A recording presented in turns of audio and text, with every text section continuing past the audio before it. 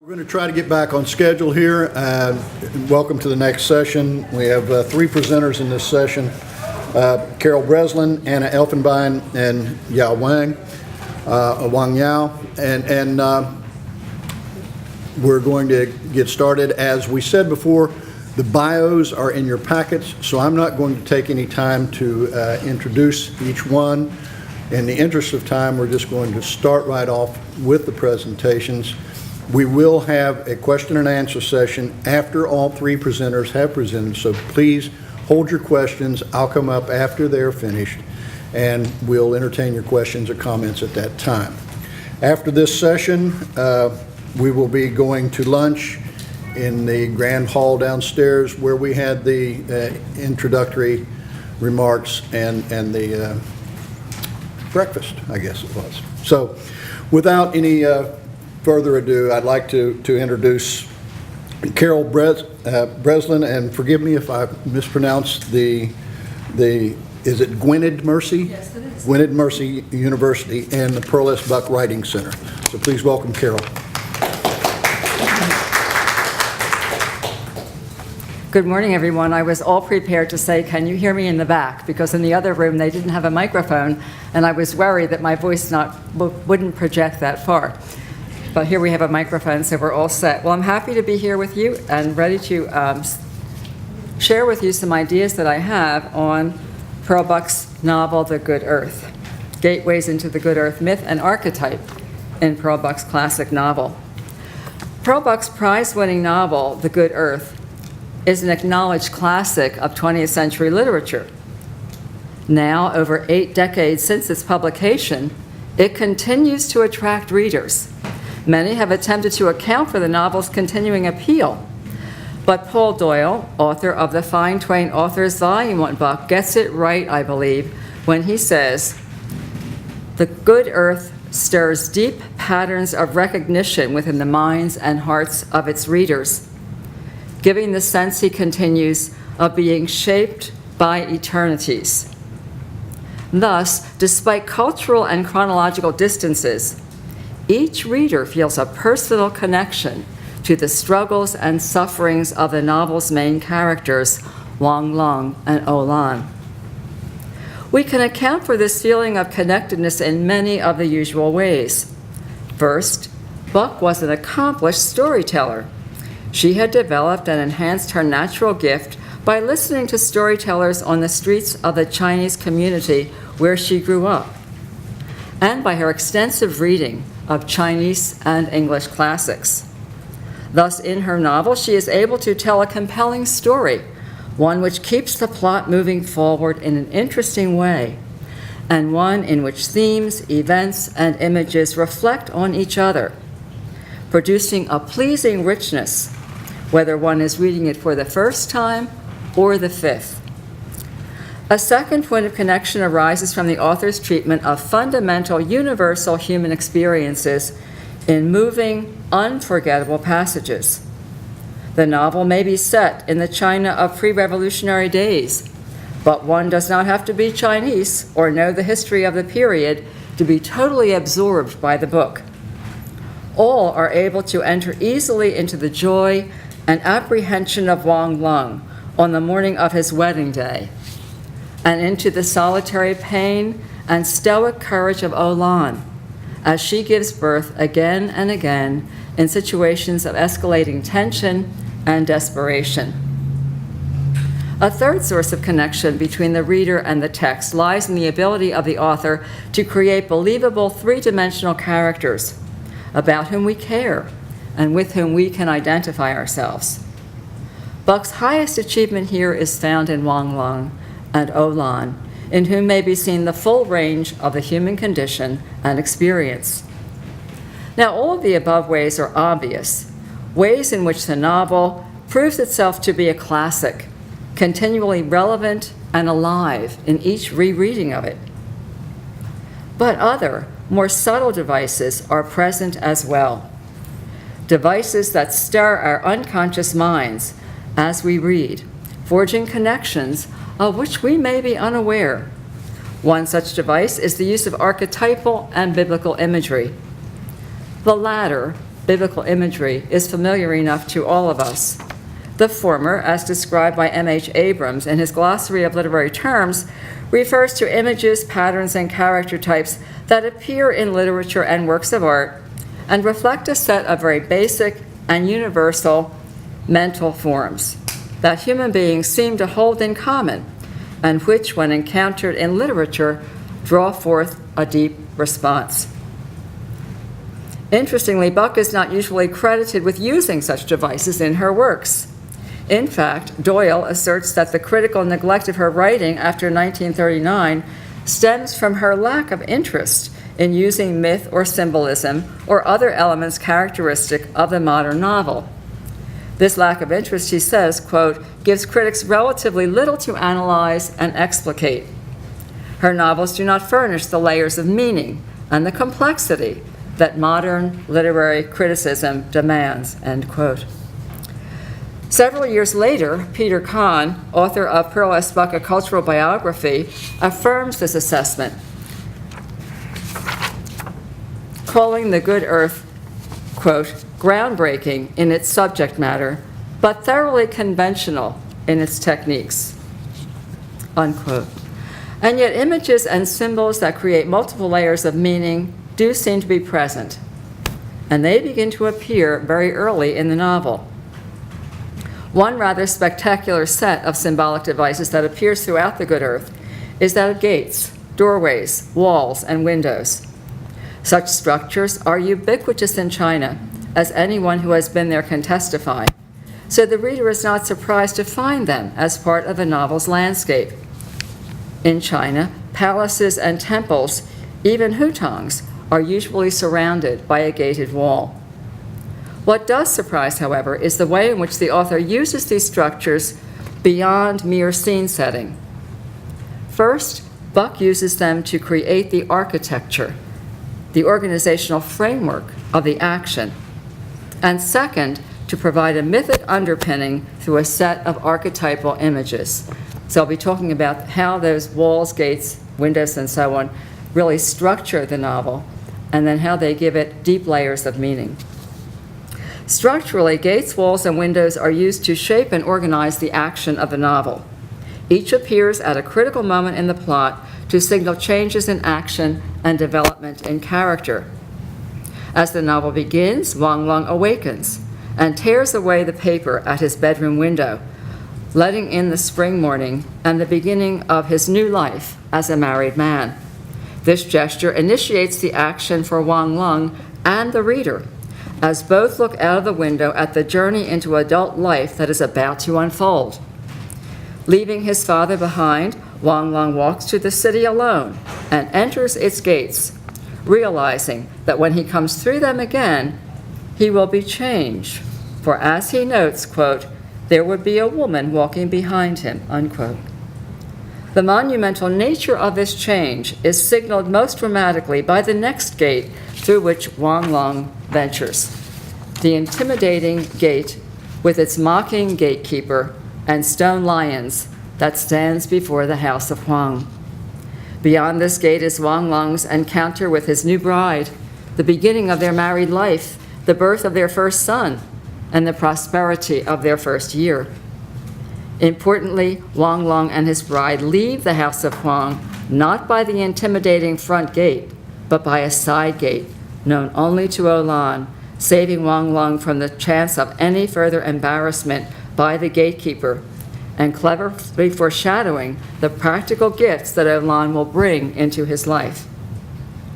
Wang Long's next appearance at the gate of the House of Huang takes place at the New Year and allows the author to present a touching and triumphant display of the good fortune that has visited Wang Long and his family, and to suggest that the House of Huang is entering a period of decline. Through this gateway, Wang Long and his family move into a prolonged period of prosperity and growth, including the purchase of new lands and the birth of their children. This is followed by the time of famine and the move to the south to avoid starvation. As Wang Long and his family make their desperate journey to the south, they come once again before the gate of the House of Huang. This time, they do not enter it, for it has been locked fast against the fleeing refugees. But it marks their and the reader's entry into the next major action, the time of exile in the southern city. The action in this part of the novel is circumscribed by walls and punctuated by gates that do not open for Wang Lung. Arriving in the city with many other refugees, Wang Lung purchases mats which Olan turns into a humble dwelling for the family, setting it against a wall that surrounds the land and house of a wealthy city family. Wang Lung takes a job as a rickshaw driver, transporting Chinese and foreign women to the gates of buildings and houses of pleasure that are closed to him. This section of exile ends when the invasion of a revolutionary army incites the peasants who inhabit the huts along the wall to breach the wall, rush through the gates, and loot the premises. Wang Lung and Olan are among these looters, and their leap over the wall and through the gates propels them into the next phase of their lives, and the reader into the next section of the Good Earth. In this next section, Wang Lung and Olan, aided by the gold and jewels taken from the house in the south, rebuild their lives as farmers, adding many fields. Olan gives birth again, this time to a set of twins. Their older children must be educated and placed in useful occupations. Marriages must be looked into. Most significantly here, a flood brings on a long period of idleness for Wang Lung.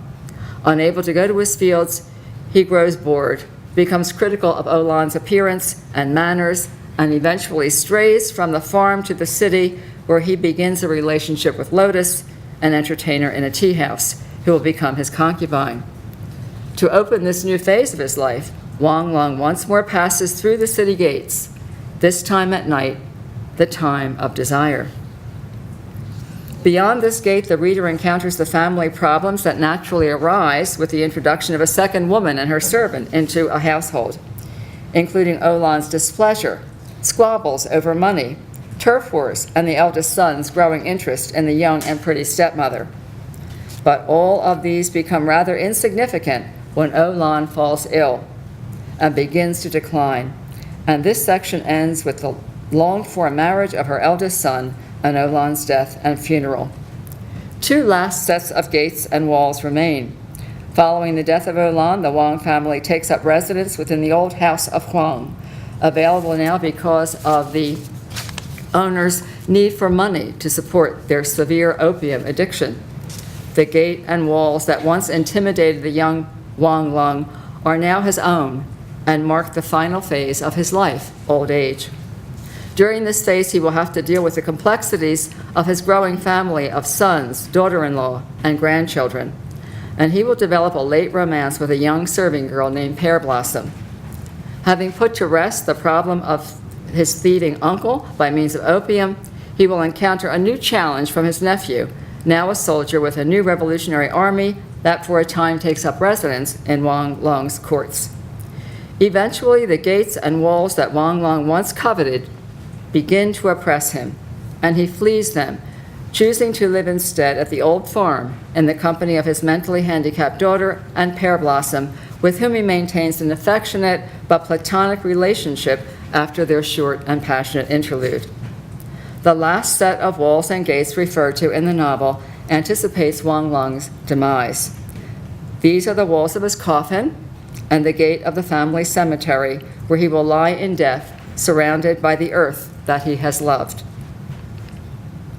The gates and walls that structure Buck's novel, The Good Earth, serve as an interesting entryway into the various courts of the unfolding plot. But they have another important function, that of universalizing the experiences of the characters through archetypal images that evoke common responses from readers.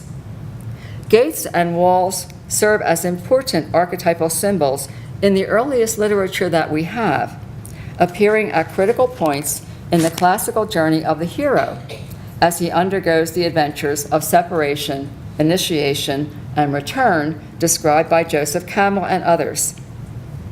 In the Mesopotamian epic of Gilgamesh, for example, the hero must pass through a set of gates guarded by lions and the scorpion monsters as he journeys in search of immortality.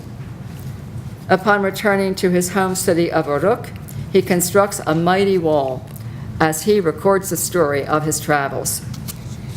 In the New Testament, Christ rises from the tomb, shatters the gates of hell, and opens the gates of heaven for the saved.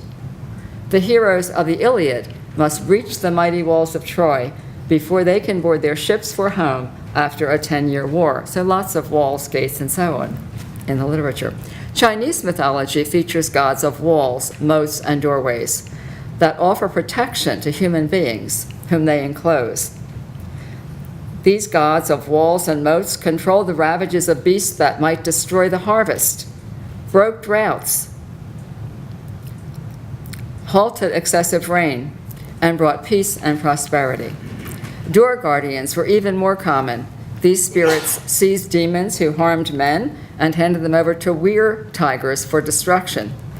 Pictures of these guardians were often hung or pasted on either side of doors to invoke protection. In most cultures, gates often symbolize the heroic rite of passage into a new phase of human experience. Thus, it is not surprising that when Wang Lung goes to pick up his bride, he must first pass through the gate at the house of Huang. Quote, "He stood at the gate for a long time, looking at it. It was closed fast. 2 great wooden gates, painted black and bound and studded with iron, closed upon each other. 2 lions made of stone stood on guard, one at either side. There was no one else. He turned away. It was impossible." End quote. Seeing the formidable gate, Wang Lung is completely intimidated by it. He feels faint and decides that he will strengthen himself with food before he approaches the gate again. His return to the gate after a meal of noodles and tea is described by Buck in language that is both humorous and mythic. And this is a long quotation, so be patient. This time, it was after high noon. The gates were ajar, and the keeper of the gate idled upon the threshold, picking his teeth with a bamboo sliver after his meal. He was a tall fellow with a large mole upon his left cheek, and from the mole hung 3 long black hairs which had never been cut. When Wang Lung appeared, he shouted roughly, thinking from the basket that he had come to sell something. "Now then, what?" With great difficulty, Wang Lung replied, "I am Wang Lung, the farmer." "Well, and Wang Lung the farmer, what?" retorted the gateman, who was polite to none except the rich. I am come, faltered Wang Lung. "That I see," said the gateman with elaborate patience, twisting the long hairs of the mole. "There is a woman," said Wang Lung, his voice sinking helplessly to a whisper. In the sunshine, his face was wet. The gateman gave a great laugh. "So, you are he shouted. "I was told to expect a bridegroom today."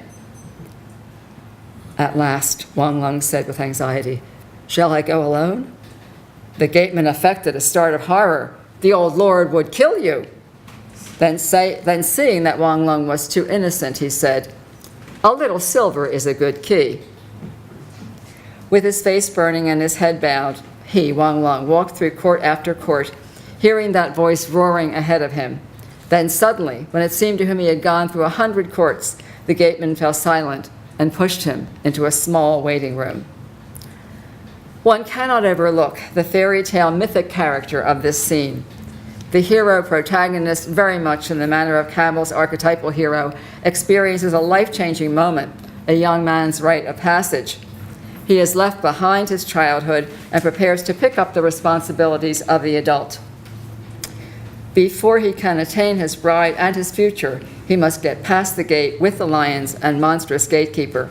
He must offer a silver bribe to the guard, a kind of magic key that lets him pass through the 100 courts before he arrives at the room of audience with Madame Huang.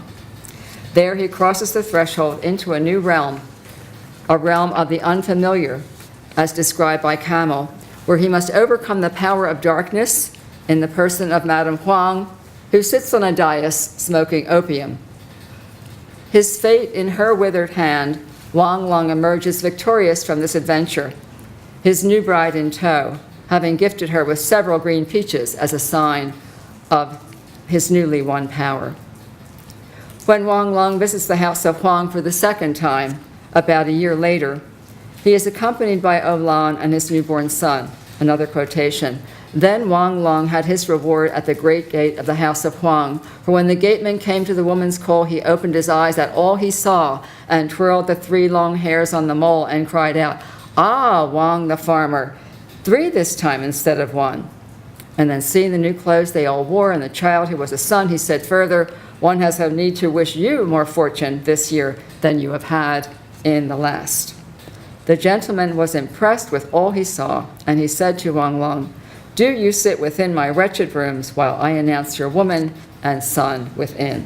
This time the description of the gate is much more fearsome and mysterious. It is merely a great gate, and the gatekeeper is merely a gatekeeper, who is very impressed with Wang Long's prosperity and quickly offers him his meager hospitality while Olan goes off to show her child to those within the great house. No fairy tale elements appear. All is within the realm of the possible for Wang Long, whose passage into maturity is marked here. The third sighting of the Huang Gate appears during Wang Long's flight from starvation during the famine.